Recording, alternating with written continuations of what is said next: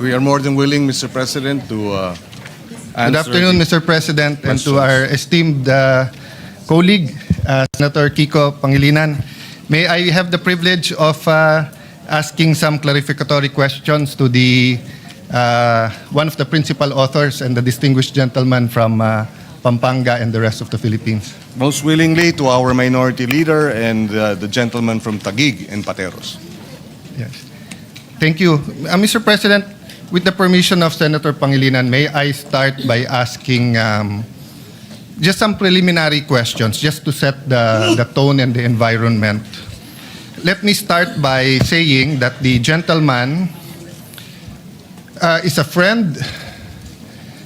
He helped my sister a lot when she was the first time she ran for the Senate. In the last 10, 12 years, we have not agreed on many things on politics between me and the gentleman.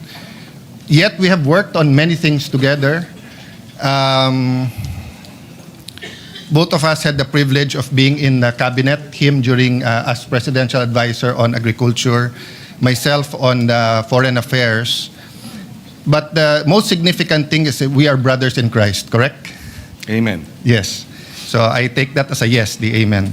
So as brothers in Christ, we both believe that Jeremiah 29:11 is true. When God said, "For I know the plans I have for you, plans to prosper you, not to harm you, plans to give you hope in a future," that refers to the Philippines, as it refers to other nations, correct? That is correct. Yes. And part of the future and hope that God is giving us is also to secure our territory. Am I correct there? That is correct. Yes. And also to secure the benefits of our sovereign rights. That is correct, Mr. President. And of course, kasama rin po doon yung responsibilities natin sa sovereign rights. For example, managing the ecosystem in the West Philippine Sea, South China Sea. That is correct, Mr. President. Mr. President, I know the answer to this, but let me ask it anyway. The gentleman from Pampanga, being from a city councilor to senator of this republic to a cabinet member, you do share the view that sending millions of Filipinos out of the Philippines because there's no work here is not sustainable. We have to come to a turning point where there are quality jobs in our country, correct? That is correct, and I believe agriculture and fisheries modernization would be key to bringing our overseas Filipino workers back because that will be sustainable economic growth should we focus on agriculture and fisheries, Mr. President, as a path to modernization and sustainable economic growth. Actually, the gentleman answered my follow-up question, because my follow-up question was that precisely that I know his passion for agriculture. I think that's been a 15, 20, 25-year passion of the gentleman. A decade and a half, about 15 years. And of course, fisheries, very, very much underestimated yung potential ng fisheries. Of course, we can expand that to sana bumalik yung manufacturing, sana ang ating pong mga creative, no? Whether yung mga gumagawa ng games, whether po yung ating mga fashion designers, whether po yung ating visual artist or yung mga painters, sculptures, sana magkaroon ng break worldwide, and that would also bring in the income and hopefully less sending of Filipinos abroad. Yes. Yes, agreed. So having said that, but while we do have more than 10 million Filipinos abroad, you do agree that it is our responsibility to look after their welfare.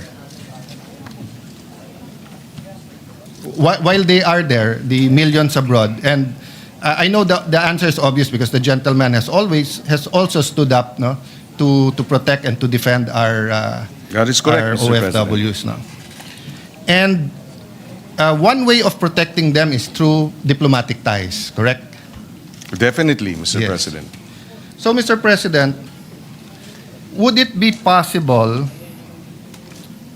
to have a problem with another country in one aspect of the relationship, but continue to grow your relationship on other aspects, no? So, for example, you have a dispute on trade, but in terms of migration, you have very good agreements. In terms of scholarships or people-to-people relations, maganda yan, di ba? So, pwede po ba yun? Pwede ho bang may alitan, may dispute tayo sa isang country, pero maganda pa rin ang relationship natin? In other aspects, Mr. President, yes, that is possible. In fact, the issues, for example, of Japan and China, with respect to territorial disputes, is separate and distinct from their trade relations, Mr. President. So yes,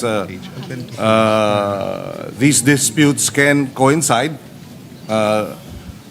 with healthy relations in other aspects of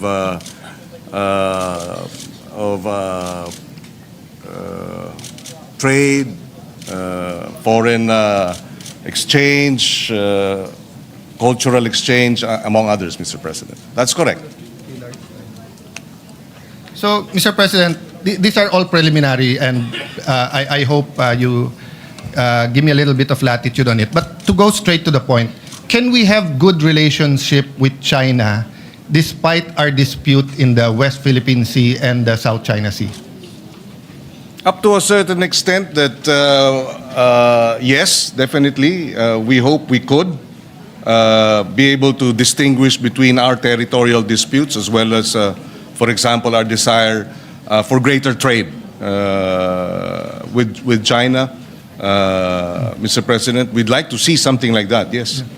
So I thank you for your answer, and I think it is perfectly correct because we do have very, very good relationships with Malaysia and Vietnam despite our dispute with them in the West Philippine Sea, the South China Sea. In fact, sa Malaysia, we have two disputes.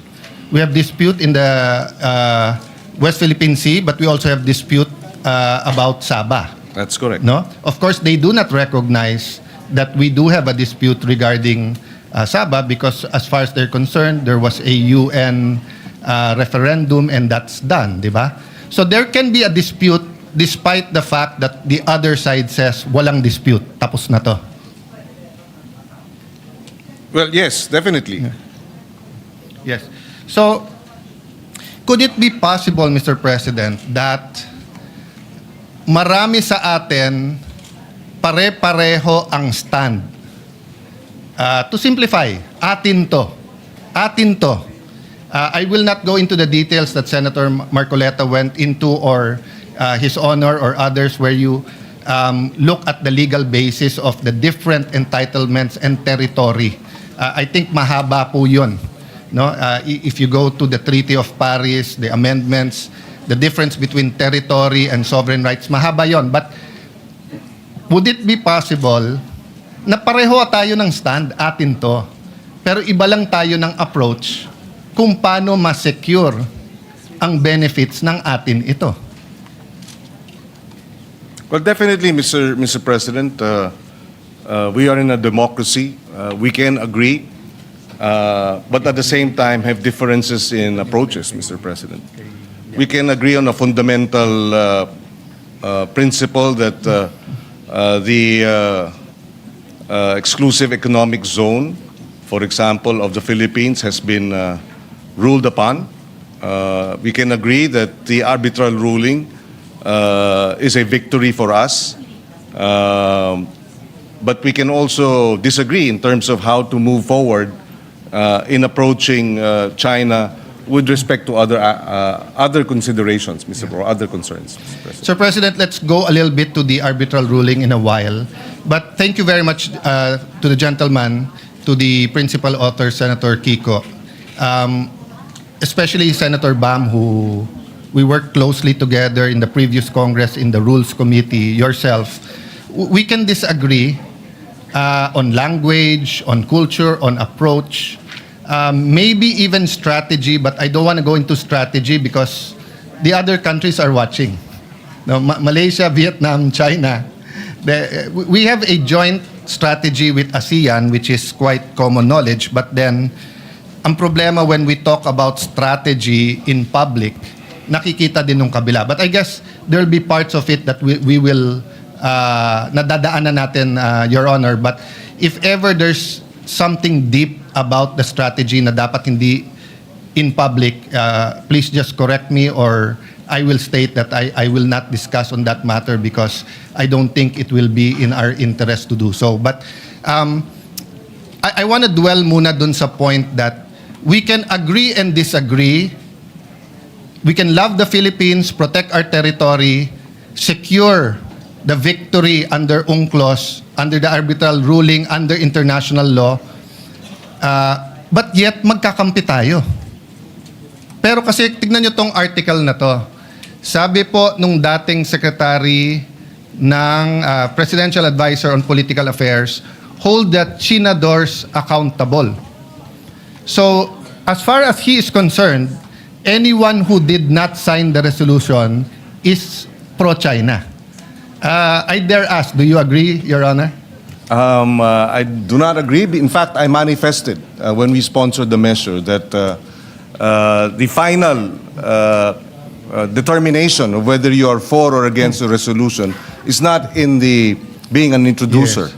but in voting whether for or against the resolution, which thank you. comes after. Thank you for that, Mr. President, with a little bit of modification. Because if the resolution was like the resolutions in the 19th Congress, that was explicit on the Philippine official stand, then we will be unanimous. But the resolution is on statements, not on our stand. That's where, personal ko to, this is not the whole minority. Yun ang gusto kong linawin. Ang resolution na to ay tungkol sa sagutan ng mga opisyal ng Pilipinas at ng top diplomat na nandito sa Pilipinas ng China. As far as I'm concerned, hindi to tungkol sa stand natin. But this is the incredible thing, Mr. President. I remember the time that I hanged out a lot with Senator Lacson. Doon ko natutunan na sa House kasi wala or iba yung terminology. Sa Senate meron OB, official business. So kung may session tayo, pero let's say may international conference, OB ka, official business, di ba? Or we don't allow hearings na kasabay nung plenary, but if there was something in Malacanang, between the House, the Senate, or the Judiciary, the Senate, Malacanang, pwede ka magpa-OB.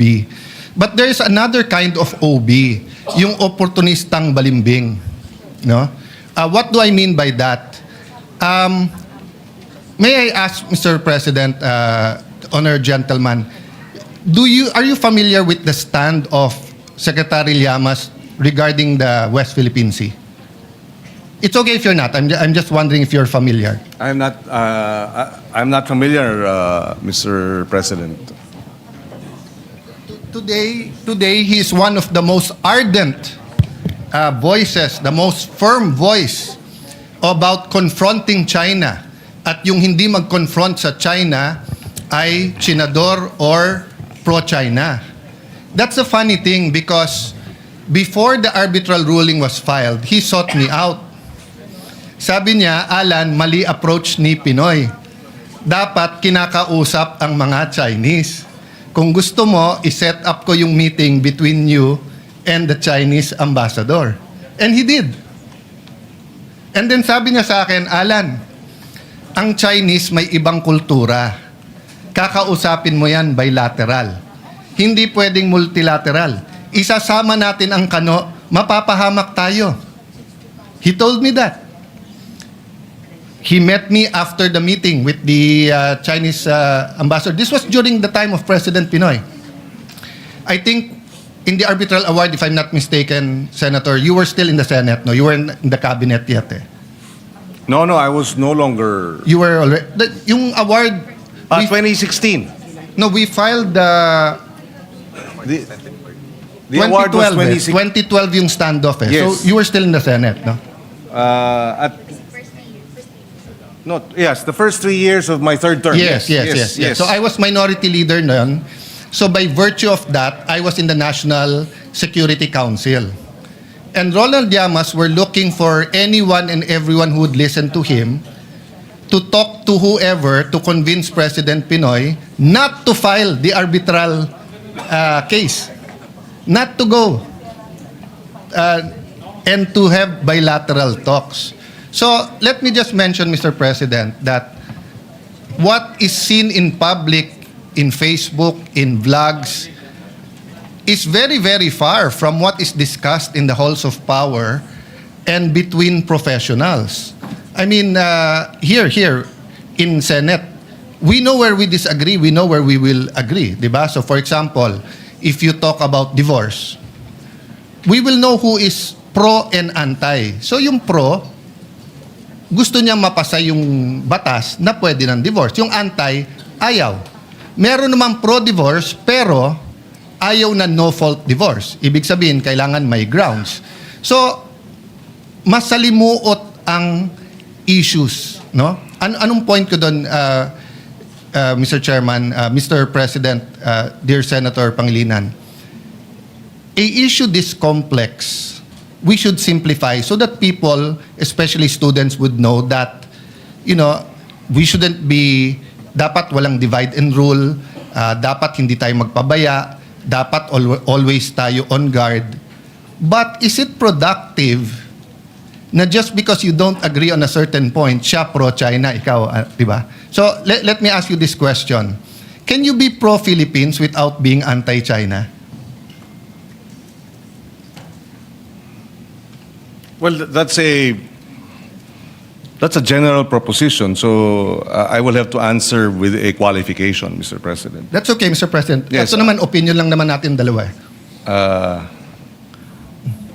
It'll be difficult to be out and out pro-China, especially when it comes to policies that affect our national interest. So I will have to qualify that you can be pro-Philippines without being anti-China as a general proposition, but when a conflict arises, obviously, between China's interests and ours, then clearly we stand by the national interest. So, meaning, Mr. President, it's like watching a basketball game between the Philippines and China.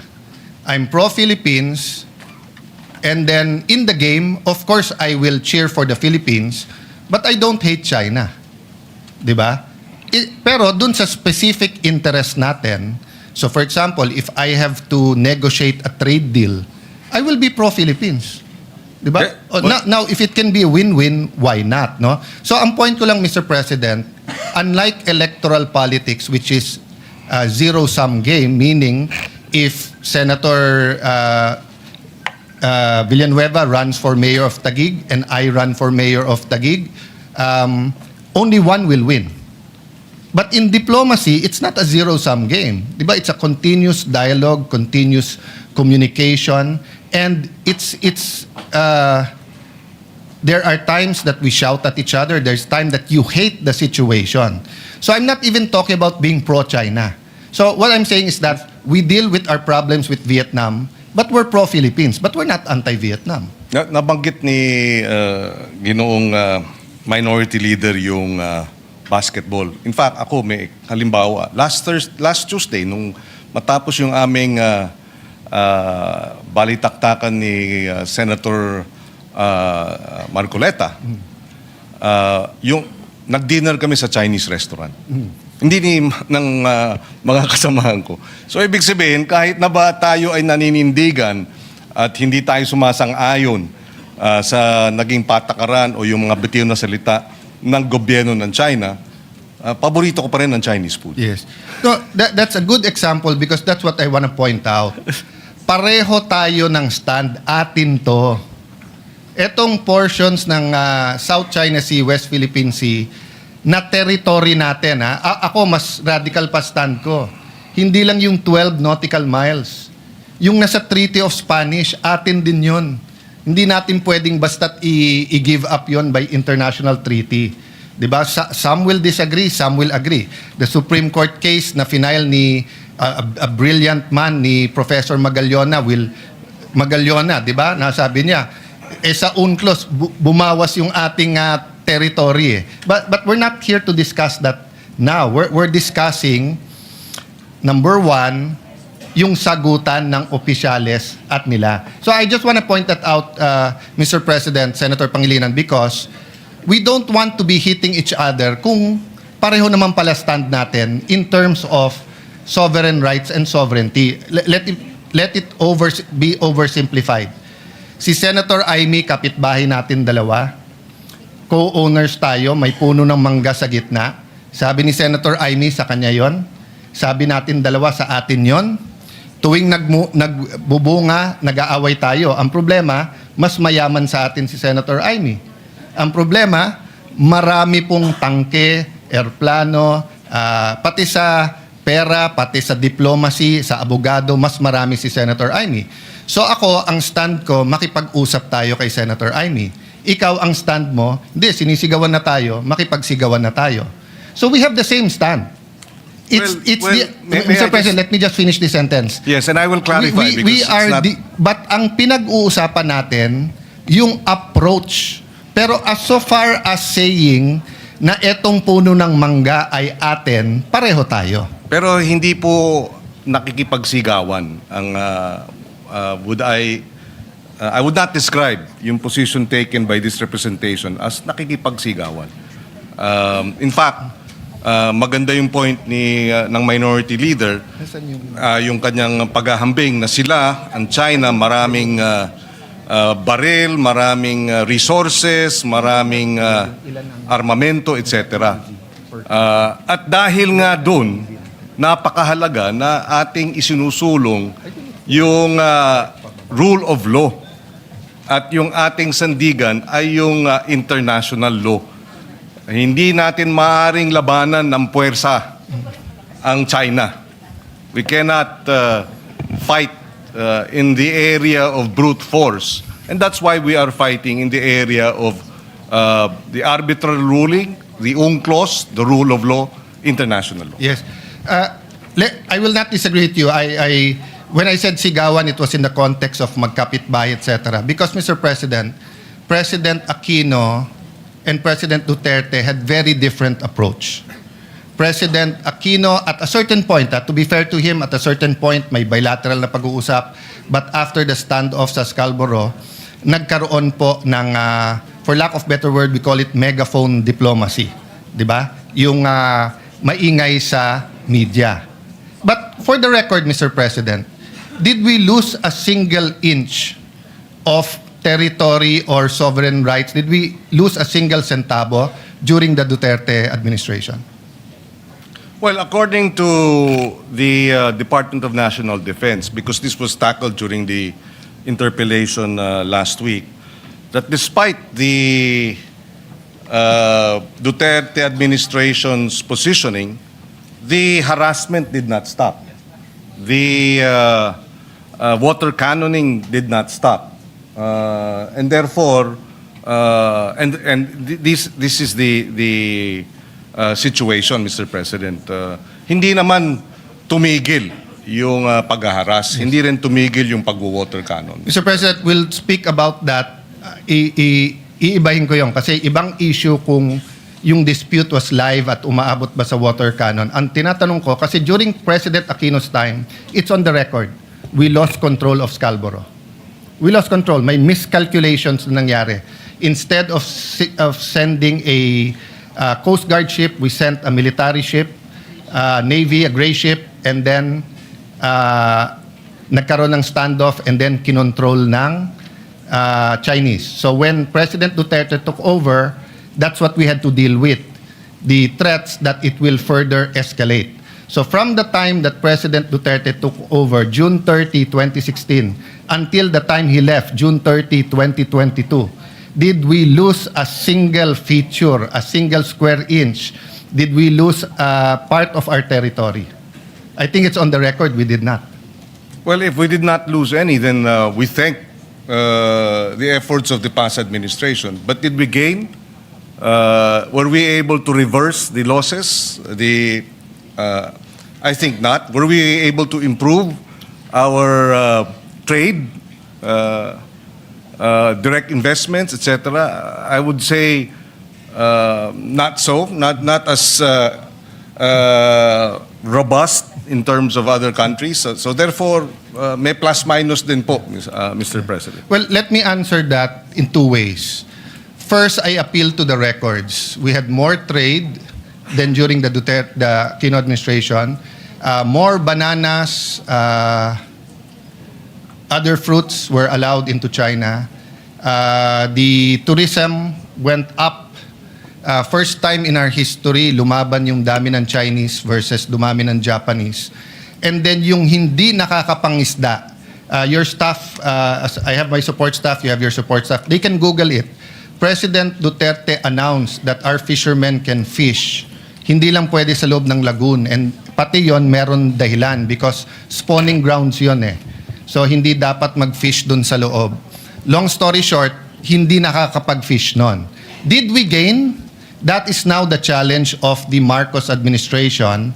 And that's why I have not commented whether I'm for or against because his national security knows more of what's happening on the ground.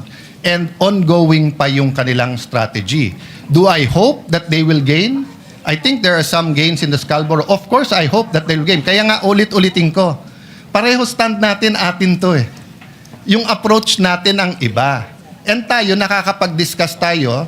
I will agree with you or disagree. You will disagree with me. But I will not call you hypocrite, pro-China, anti-China, anti-Philippines, ganyan. Because precisely, you know, when I was in the Foreign Affairs Department, question ako ng Malaysian, Indonesian more of curiosity at Vietnamese. Bakit ganito yung strategy?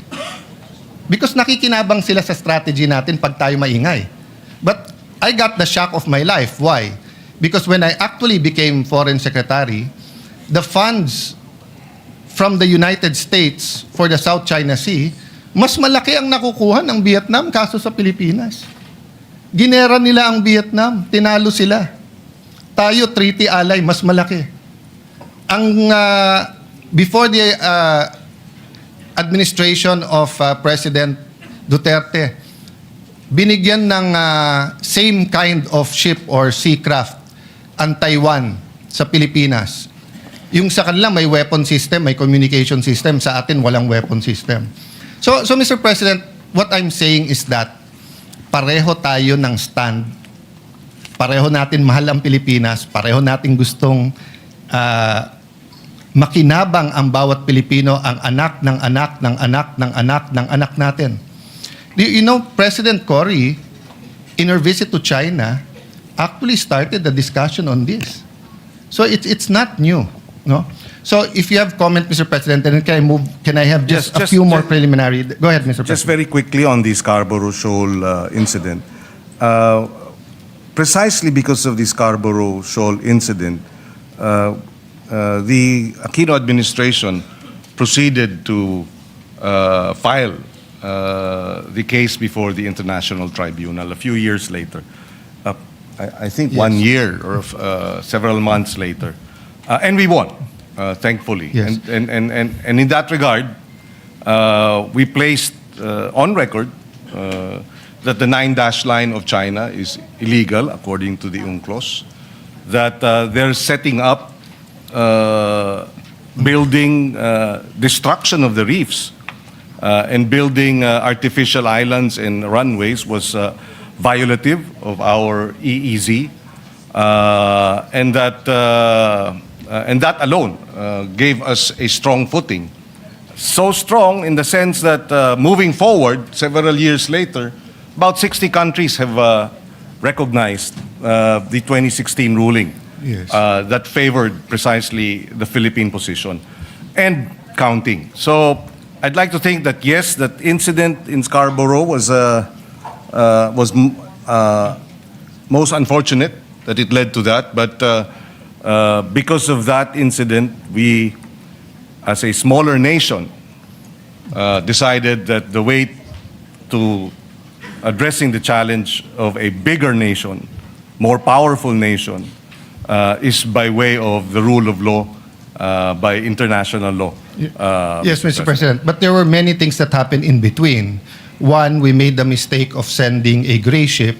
Number two, if the records I read is correct, we made the mistake of relying on back channeling and an alleged, until now walang confirmation o denial, kung totoong nag-mediate ang Amerika at sinabing pag umalis yung ships nyo, aalis din yung Chinese ships, umalis yung ship natin, hindi umalis yung Chinese ship.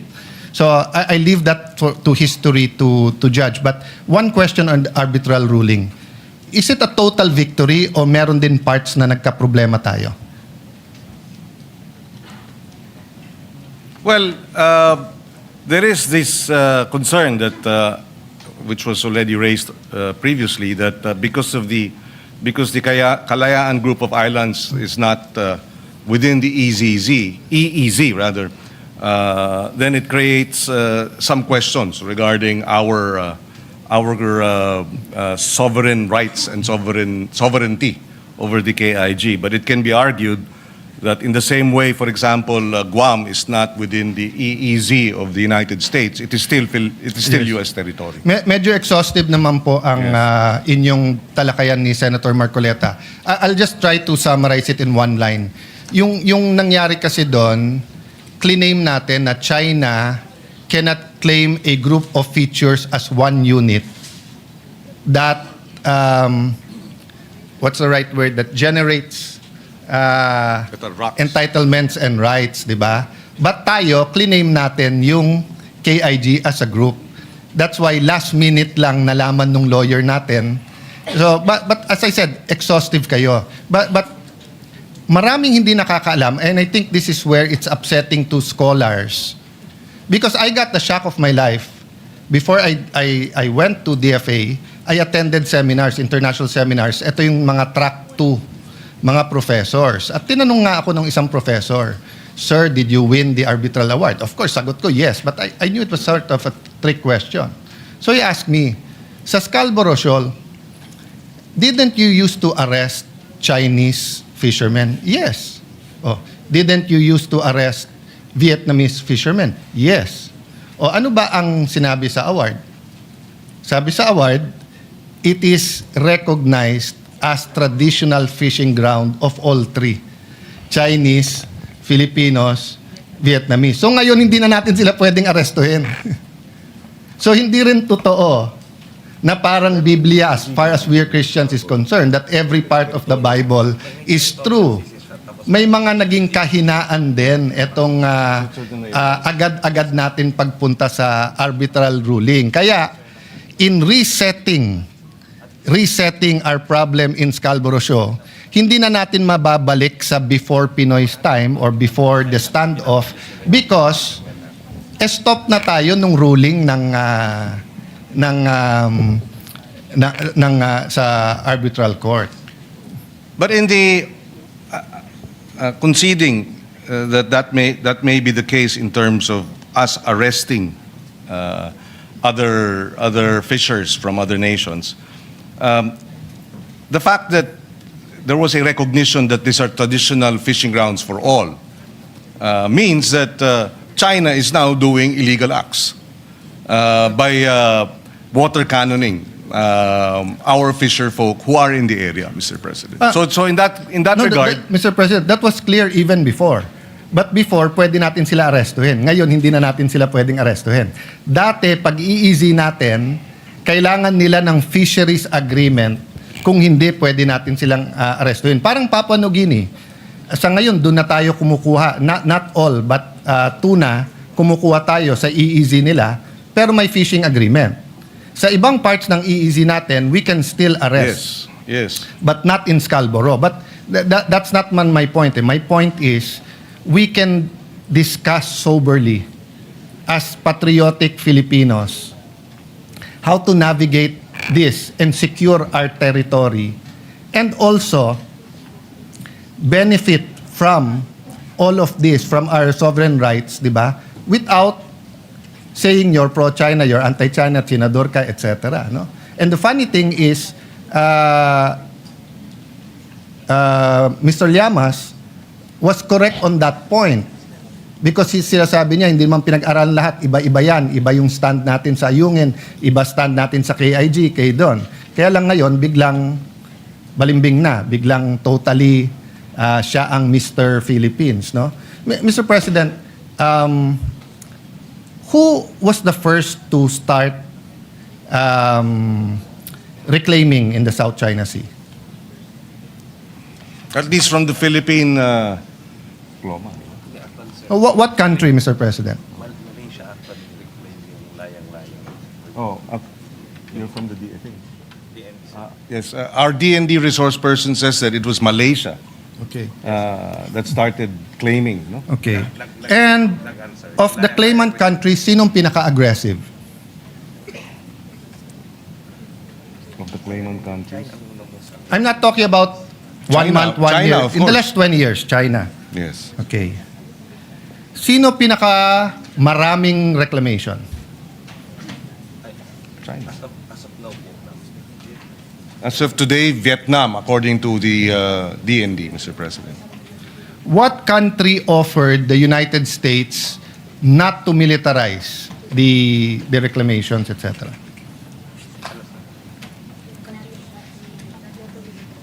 No, hindi.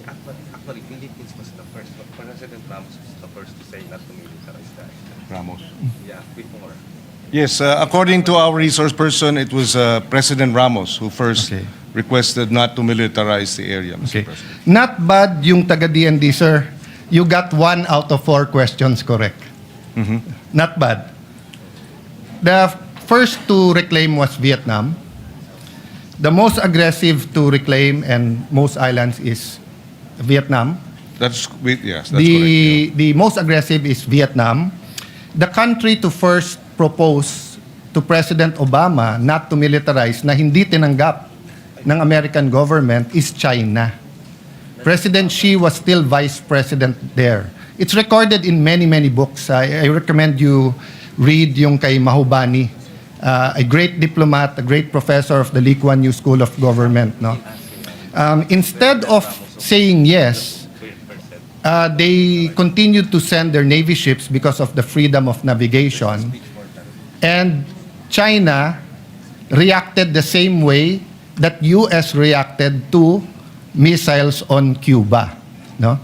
So the next question, Mr. President, inside our EEZ, sino ang pinakamaraming reclamation?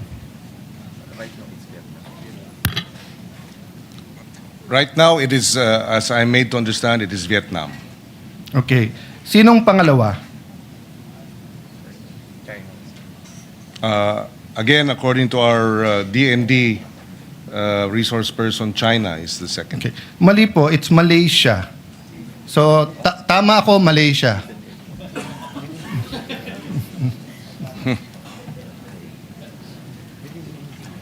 Kasi, Malaysia has 5. Well, if he considers the one by Taiwan because of the one China policy, then tied ang Malaysia at saka China. May I know if militarized etong mga nireclaim ng Vietnam at saka ng Malaysia?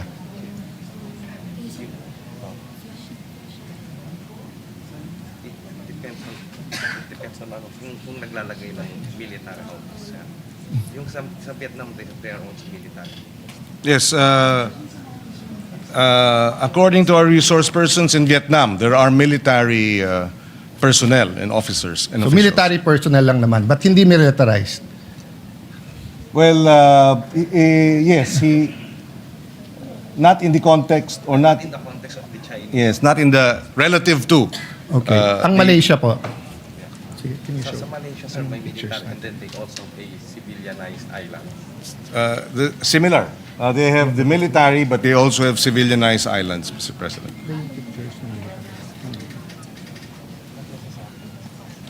Yeah, kasi that's simply because having military. Isa-isa pictures. Actually, it's military. Yeah. It's part of defense. So, doing national defense on our part is not actually military. Yeah.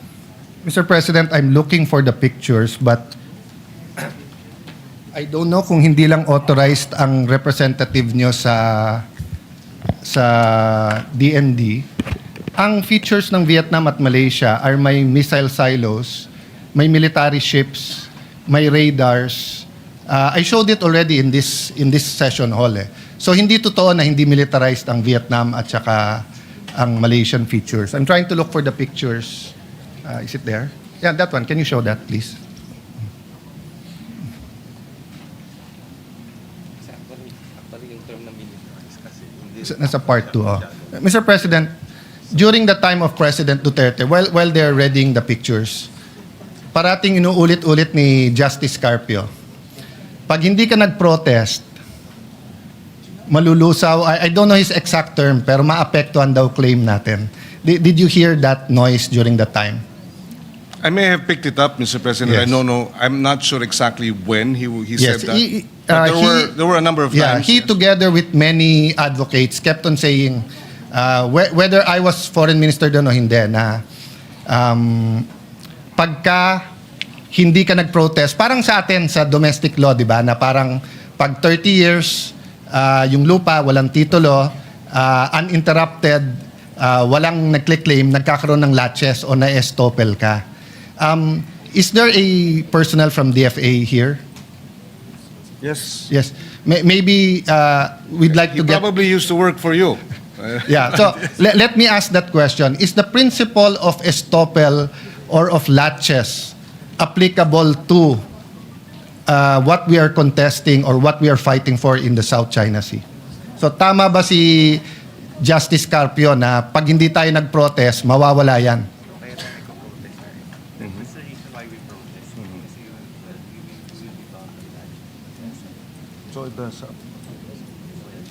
Kaya tayo nagpo-protest. As a general principle, the resource person says yes.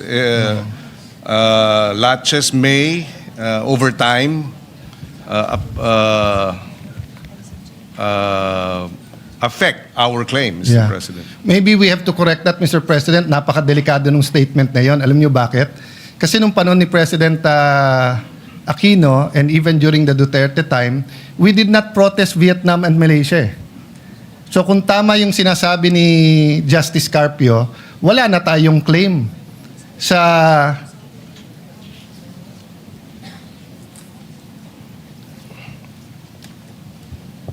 Well, sa 38 features ng China, so na clinic-claim nila, ang nasa loob ng EEZ natin 4, sa 24 na clinic-claim ng Vietnam, nasa EEZ natin 11, tapos yung Malaysia may 5, no. Taiwan, yung Ito Island, nasa loob, hindi natin pre-noticed yun, Mr. President.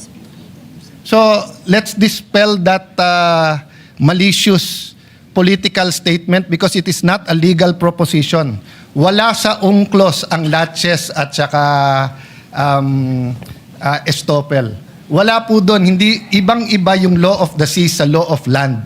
Sa land, pag walang titulo, tapos si SecGen, lalo kung yung titulo, yung lupa na yun ay nasa Batangas, and meron siyang constituent na nandun 30 years, may tax deck siya, walang nagclaim, uninterrupted, pwedeng tituluhan, pag biglang ako, kapitbahay niya, 1 year later sabihin, akin yan, hindi na pwede. May estoppel na may latches na Hindi totoo yon sa law of the seas.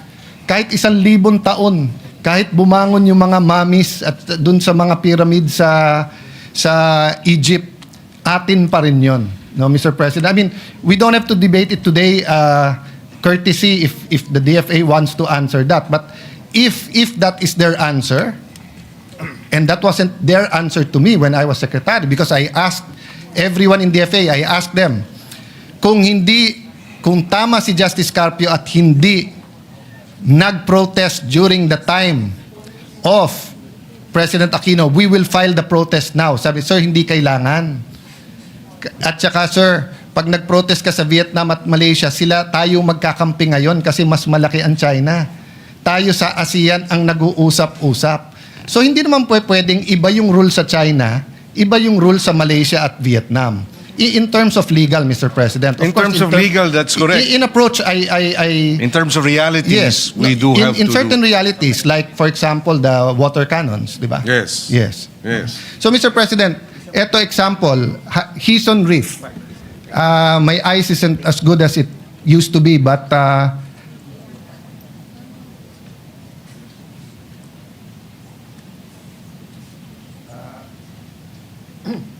I read the radar. I see the battle tank. Go to the next slides para lang makita. Ito, Bailang K. So makikita nyo po dyan, meron pong bunker. Meron pong gun shelter. Meron pong open. Ayan.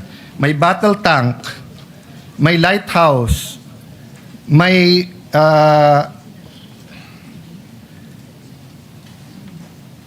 speedboats, may pier. Next slide.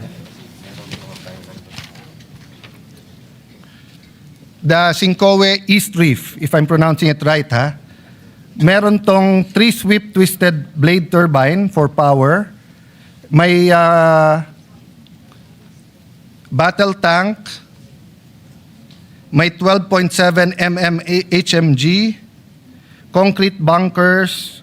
At the time I got this and President Duterte allowed me to show it, ongoing pa yung construction nila. Next, Vietnam, Pugad Island. Sa Pugad Island, may battle tank, may anti-aircraft artillery. So let me ask the DND representative, through of course you gentleman, ang mga airplano ba natin, helicopters or Coast Guard, dumidikit sa mga island ng occupied ng Vietnam?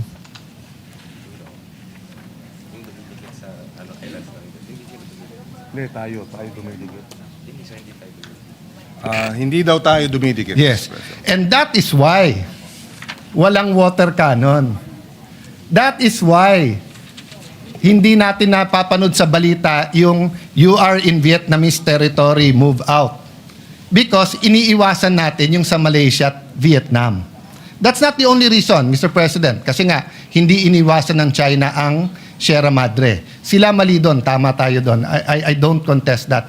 This is my point, Mr. President. We're not being totally truthful to the Filipino people of what's happening sa West Philippine Sea, South China Sea. And as we strengthen to face China, Malaysia and Vietnam are also strengthening. I don't know if the resource person from DND has the information how many submarines does Vietnam have? In the area? There are a number Yes. of... And how many does Malaysia have? I think 3. also, there are... I'm sorry, sir. I know you don't have it offhand, but enough to say na marami. How many Philippines has? Except, hindi kasama yung kay Chabit na submarine na ginagamit niya sa Ilocos, ha? How many submarines does the Philippines have? According to the DND, we have no submarines, Okay. Mr. President. So, in long story short, we don't really have a strategy except the transparency strategy against China, but more so, we don't have that concrete strategy against Vietnam and Malaysia.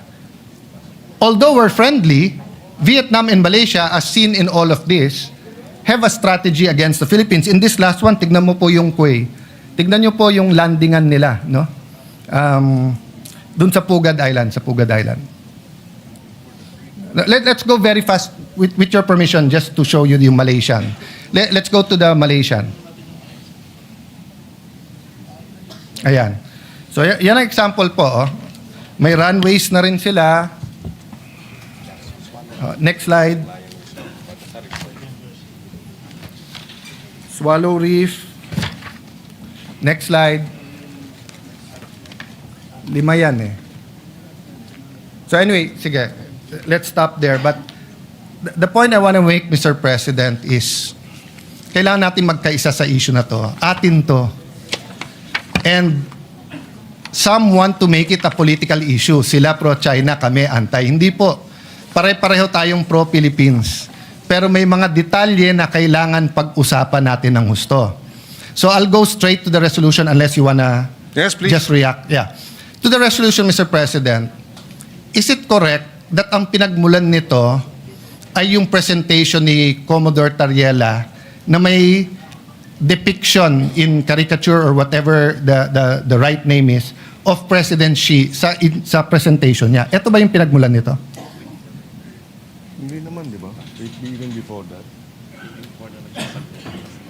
I think that may be one of the issues raised, but I don't think it began with that, Mr. President. No, Mr. President, because bago po yung yung Chinese ambassador eh. So, all the disputes with the former ambassador, kung meron man, was covered by the 19th Congress eh. Kompleto naman tayo ng resolution eh. So, lumala ito nung nagkaroon ng caricature regarding the president of China. So, asan yung side by side? Pakita mo. So, siguro ito question ko. Let's, with your permission, Mr. President, Senator Pangilinan, let's focus on Commodore Tariela muna, no? Let me state this for the record muna, ha? I don't doubt his patriotism. I don't doubt his contribution to the cause. At lahat ng ginawa niya na opisyal at tama, wala akong problema. Okay. This is one picture. Pero nasan yung picture ni Presidente na nung sa ASEAN ba yun? O sa APEC? Hindi, yung nilapitan niya bigla si President Xi. Meron ka nun, di ba? Ito muna. Ano sa dalawa ang opisyal ng Pilipinas? Yung mag-usap tayo, magdebate, ipaglaban natin atin, pero sa simbolo ng watawat at sa simbolo ng Pangulo ng bawat bansa, cordial tayo, or ang official ba natin ay umikot tayo at gumawa tayo ng mga caricature at siraan natin ang image ng presidente ng kabila?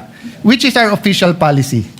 If I may just clarify, Mr. President, because the mention of the caricature.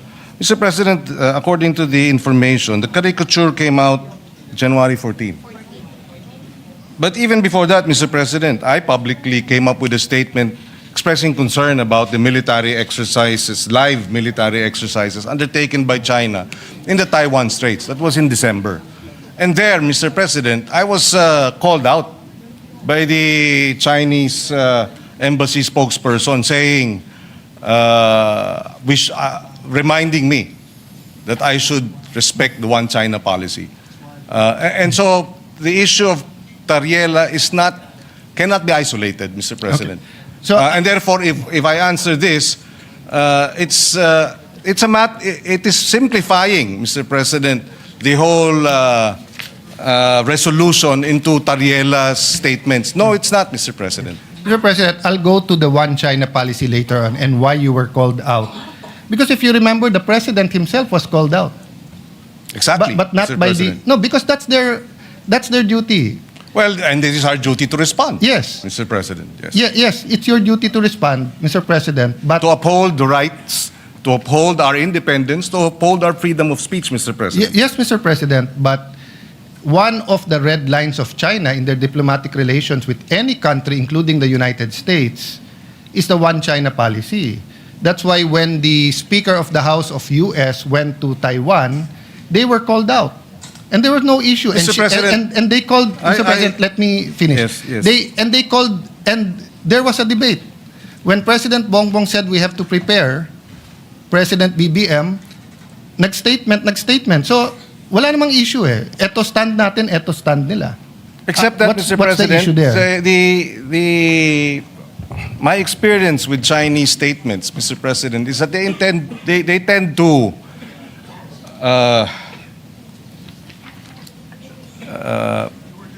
tend to be inaccurate, or they tend to make wrong, false accusations. Mr. President, I was chairperson of the Council of Asian Liberals and Democrats. Our organization was blacklisted by China.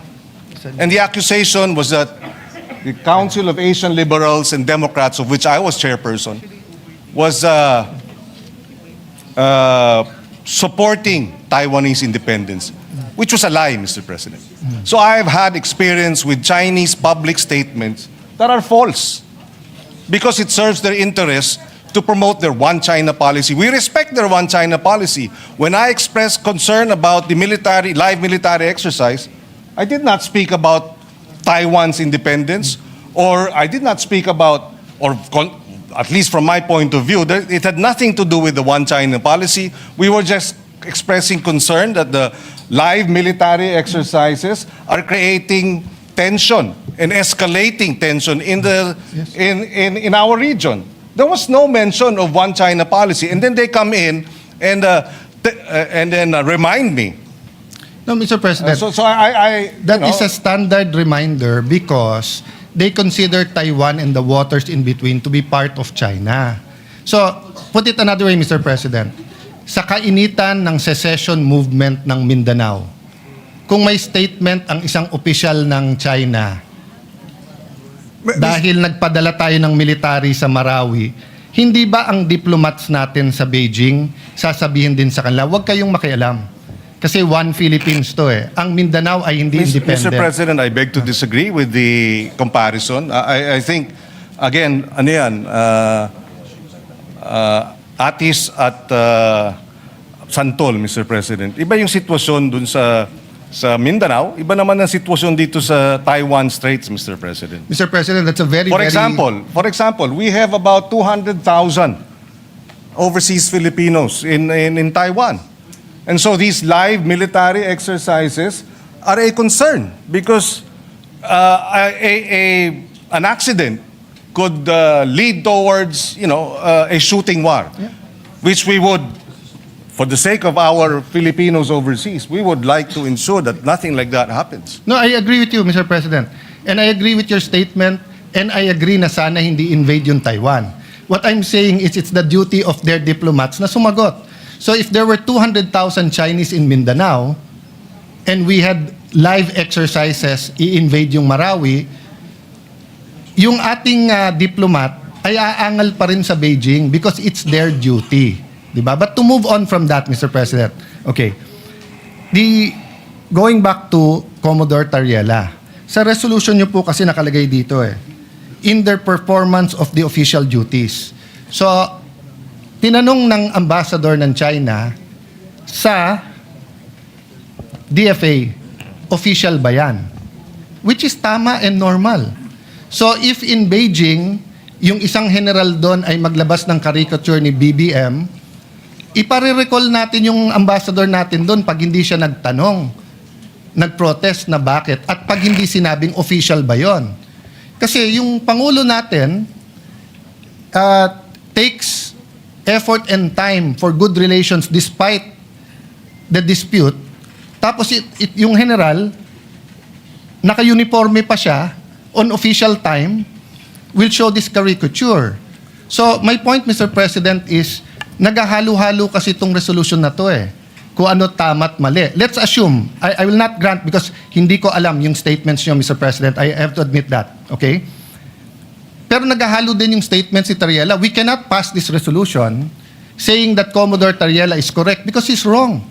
If he just simply stated, I love the Philippines, I will fight for our territory, I'll fight for our sovereignty rights, I will do my duty, but sorry, dahil uminit ulo ko, nilabas ko to, pero hindi official yan. Tapos tayo. We beg to disagree, Mr. President, that Mr. Commodore Tariela is mistaken. So, we would not have put this resolution and authored it if we felt Mr. Tariela. So that's what I want to elicit. So the authors of this resolution is saying, pwede. So kung ang official ng presidente is to have certain decorum sa presidente ng China, pwede yung isang general hindi sumunod. Ang sa kanya, bastusin natin yung Pangulo Mr. ng President, isang bansa. that is his interpretation? No. Bastos yun. No, that is your interpretation. No. So if I ask them now... Mr. President, we beg to disagree. Can you show the slide? Mr. President, we beg to disagree. The Department of National Defense has issued a statement condemning China's remarks, Mr. No, President. we're not talking about... Mr. President, if you look at the DFA, it was also telling Tariela, but not directly. It says... It was saying, follow the decorum, Mr. President. Mr. President, kung ganyan ang stand natin, then my staff now can show a meme of you. Mr. President... Mr. President, dito ba sa... Let me ask that question. Mr. President, I am not from China. Why will they put a meme? Why will your staff put a meme? No, it's not about China. It's about decorum. You're comparing apples and oranges, Mr. President. You are simplifying what is a complicated international...